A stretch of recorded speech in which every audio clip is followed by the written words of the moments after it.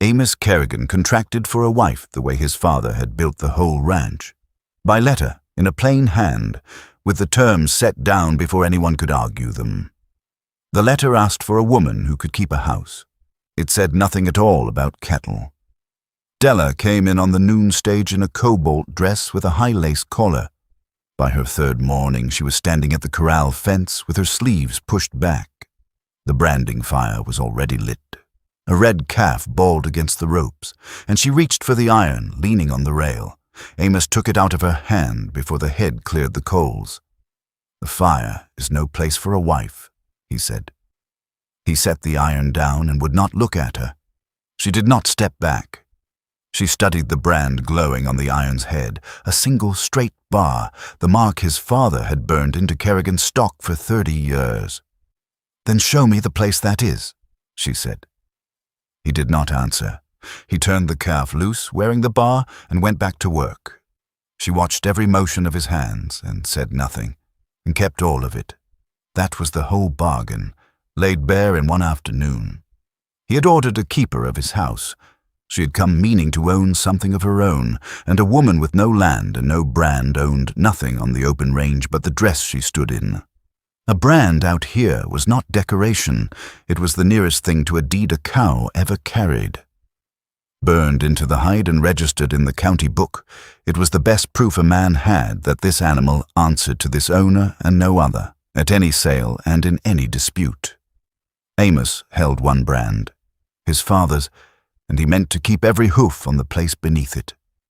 Della learned the range the slow way, on foot and then on an old mare nobody used. She learned that cattle drift, that fences were few, that half the county's stock grazed loose across land no one had ever surveyed. And she learned the word the hands used for a grown, unbranded animal with no mother to claim it. They called it a maverick. A maverick belonged to no one settled until a rider made a claim stick. The custom in that territory, in the years before the Big Stock Association took the mavericks for itself, was old and it was hard. An unbranded, weaned animal that no cow would own could be claimed by whoever found it, but the claim only held if the iron was set openly and the animal shown at the general roundup, before witnesses who agreed it ran with no mother's brand. Not the man whose grass it ate. The rider who caught it, showed it clean, and answered for the mark where the county could see.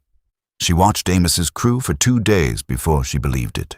They rode past mavericks every day.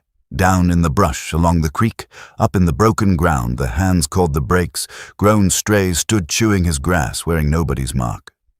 The foreman, Reese, waved them off like flies. "Why do you leave them standing?" she asked him once. Reese spat. "Scrub cattle in bad ground. A real outfit does not scrabble after strays. Mr. Kerrigan will not have his men risk a horse for stock that is not worth the rope." Pride, then. His pride left them standing, and the custom of the range did not care whose grass they ate. It cared whose iron they wore, and whether a rider would stand up for it out in the open. This was Wyoming territory in the spring of 1879, and the law there was kinder to a woman than most. She had read it twice on the ride to town. The territory secured to a married woman her own separate property and the earnings of any trade she carried on alone, held apart from her husband, and, more to the point, apart from her husband's debts. On her 6th morning on the place, Della went to the county seat by herself in the cobalt dress and climbed the stairs to the recorder. She opened the brand book on the counter and turned the pages thick with other men's marks. Then she filed her own, a ring closed around a cross, and she did not stop at the brand. The recorder frowned over his spectacles. "You are Kerrigan's wife. He already holds a brand. He holds his. I am filing mine under my own name, Della Vance Kerrigan, in my own right." She laid a second paper before him. "And enter this inventory with the filing, so no creditor can ever pretend the Circle Cross cattle were my husband's. The law already makes them mine. I only want it written on the page." "A married woman," he said as though it settled the matter. "A married woman who has read the statute," she answered. "Have you?" He entered it, slowly, the brand and the inventory both, and when the ink dried, the record showed plainly what the statute already made true. She was a separate owner, and the cattle under her iron were her own estate, held apart from her husband and from everything he owed. She had the iron forged that same week and called it the Circle Cross. The first maverick nearly killed her.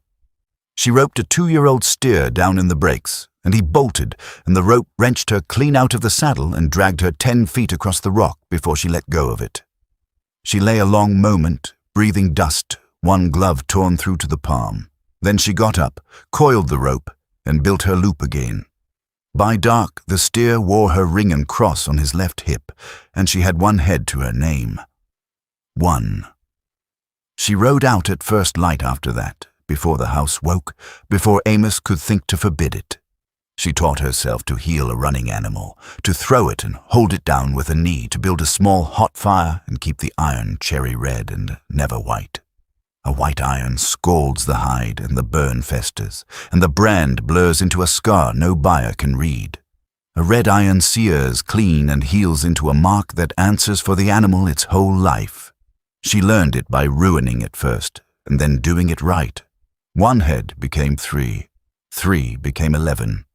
She kept the count in a book of her own and burned her mark only where the law let her, and the law, she found, was narrower than her wanting, because a calf that still followed a branded cow was not hers to take. The hands called it mothering up. A calf that trailed a bar cow answered to the bar, and to burn her ring into it would not be claiming a maverick. It would be theft, plain and hanging plain.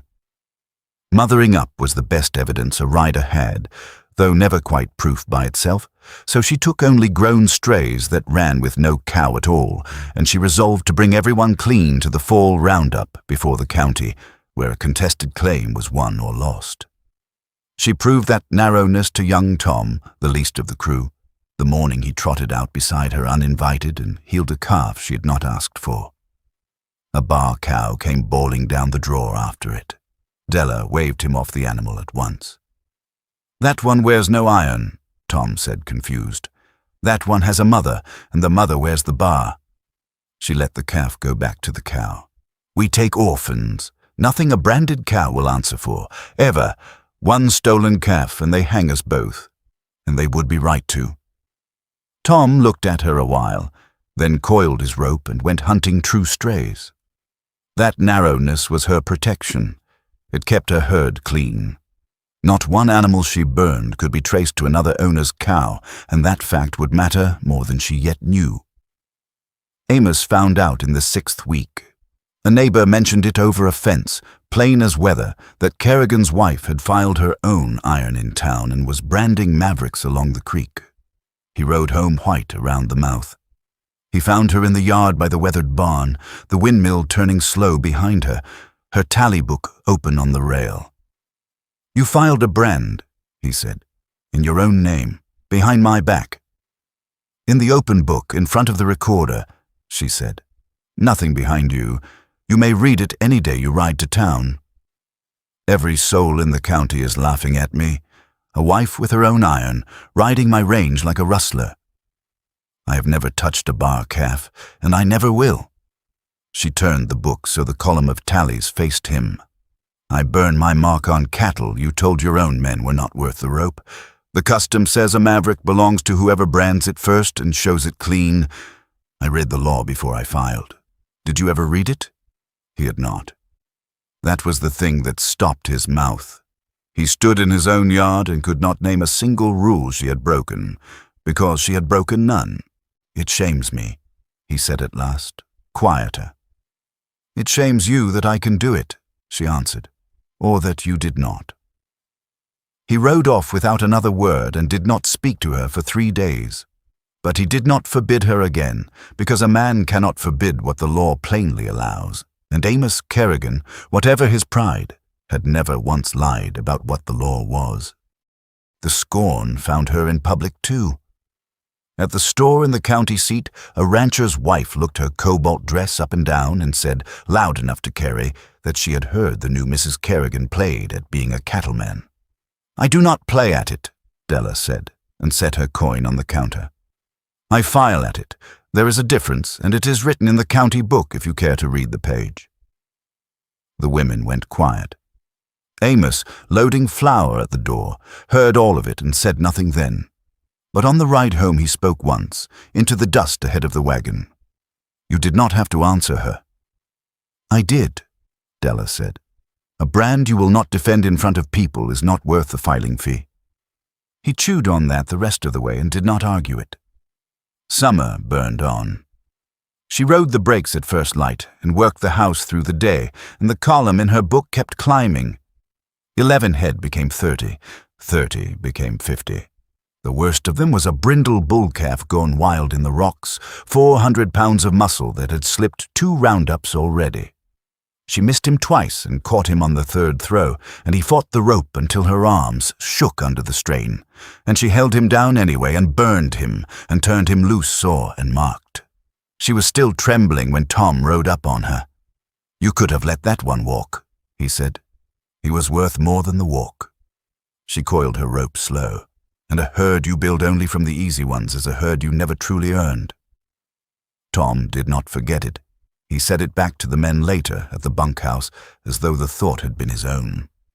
The crew stopped laughing and started watching, and one dawn Amos rose before her, saddled his own horse, and rode out to the breaks without telling anyone. He did not offer to help. He sat his horse on the rim and watched her throw a wild 3-year-old, hold it, and set her iron clean and quick, the smoke rising blue in the cold. When her cinch slipped loose on the next catch, he stepped down without a word, tightened it, checked the latigo, and stepped back. It was the closest thing to respect he had shown her, and neither of them named it. He had ordered a woman to keep his house. He had gotten one who was quietly building a ranch inside his own, and the strange part, the part he had not braced for, was that it did not feel like a theft. It felt like being met. Then the note came due, and the ground shifted under both of them. Old Kerrigan had mortgaged the bar herd itself to borrow in a killing year, $1,200, a chattel mortgage on the bar herd and its natural increase that the bank now held, and the bank sent a man named Pryor to say the note would be called at the close of the fall market. Amos had counted on selling steers to cover it. But the market was glutted that fall. Prices had dropped through the floor, and his gather would not raise $1,200 unless he sold down into the breeding stock that was the whole future of the place. Pryor was plain about the rest. If Amos could not pay in coin, the bank would foreclose the mortgage and send the sheriff to levy the bar cattle it covered at a forced sale at distressed prices and to raise $1,200 off cows, worth 8 apiece. The levy would sweep nearly everything that wore the bar. His father's own brand would become the instrument that stripped him of the ground. "They can take anything under my mark," Amos said that night, staring into the stove. "Everything my father built answers to one iron, and one iron is all it takes to lose the whole of it." Della set down her cup. "Not one iron," she said. "2. He looked up at her. "They can only foreclose on what the mortgage covers," she said. "The mortgage is on the bar herd and its increase, and nothing else. The Circle Cross came off no bar cow. They are mavericks, mine, never pledged, filed under my own name and held apart by the statute. The bank has no hook into it. Pryor may count every bar cow on this place. He cannot touch one head of mine." The note had fallen into default, and the bank had already obtained its order of foreclosure when the fall roundup came. The whole county worked it together, every outfit's riders cutting the mixed herds by brand into the tally. Pryor stood at the fence rail beside the deputy sheriff, the writ in the deputy's hand, ready to levy the bar cattle it covered unless Amos paid before the sale began. The dust rose gold, the windmill turned, and one by one the cut came through. Bar. Bar. Then a big clean steer with a ring seared around a cross on his hip, shown to the tallymen with no cow claiming him, and the call went down the line. Circle Cross. Pryor's pencil stopped moving. They came through all afternoon, every orphan she had thrown since spring, shown clean and set down under her mark. 80 head wore the Circle Cross by the time the last was cut, and the tallyman read the figure plain for the whole fence line to hear. 80 head at near $20. A head for the lot at the railhead, $1,600 of clean cattle standing in a separate name, her name, wholly outside the reach of the note. Pryor worked the sum himself. Those 80 had never been under the mortgage and never in his name, so the writ against the mortgaged bar herd could not reach them for another man's debt. But the note was still $1,200 owed, and the bar cattle the mortgage did cover would not bring it at a forced sale, and the deputy beside him could levy every last one of them trying. So Della made her choice at the fence, in front of the whole county. She sold her 80 head on the spot to the railhead buyer who worked the roundup, $1,600 for the lot. At her word, the buyer drew 2 drafts across the open tally book, $1,200 straight to the bank and $400 to her, both signed and witnessed where every rider could see. Pryor endorsed his, marked the note satisfied, discharged the mortgage, and released the bar. Pryor wrote the debt paid across the face of the note. The foreclosure was dead, not because the law had spared Amos, but because his wife had spent the herd she built to buy the debt out from under him. That night she found him at the branding fire, alone, feeding it slow. A late-weaned yearling stood roped and waiting, a true orphan. Reese and Tom had cut from the creek brush after the tally closed, too late to stand in the day's count, shown clean before them both, and set aside for the circle cross. Both irons leaned against the rail, his bar and her ring and cross, heating side by side in the same coals. "You did not have to spend it," he said, not turning around. $1,600, your whole herd. You could have kept every head and let the bank take mine." "I know it," she said. "Then why?" "Because I did not build it to be rich," she said. "I built it so that I would never again stand in a yard owning nothing but the dress on my back. I own something now.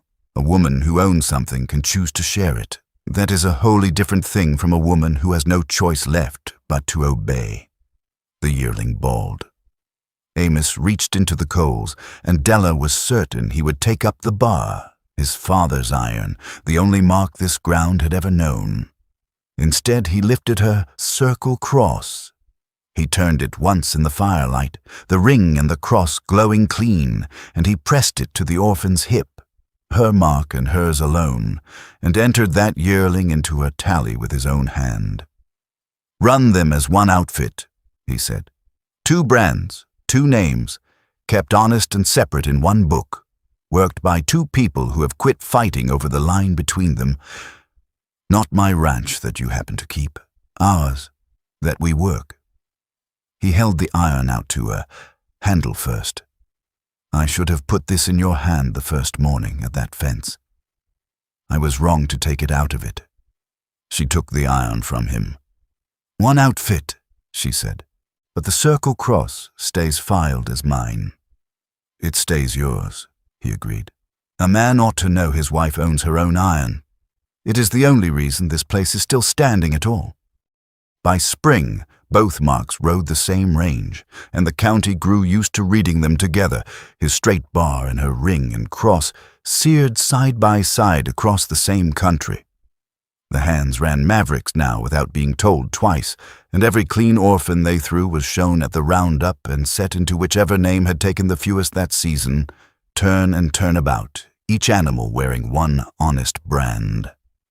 Reese kept both tallies in the one open book and grumbled about the arithmetic, which from Reese was very near to pride. Amos never again said the fire was no place for a wife. When a new hand asked him about the second brand, he said only that his wife had filed it the week she arrived, back when he was still too proud to see what he was leaving out in the brush, and that by fall 80, Head wore her iron and not his, and it was the best thing that had ever come to the bar. Della kept the old mare and rode the breaks at first light when the mood took her, hunting the strays nobody else wanted.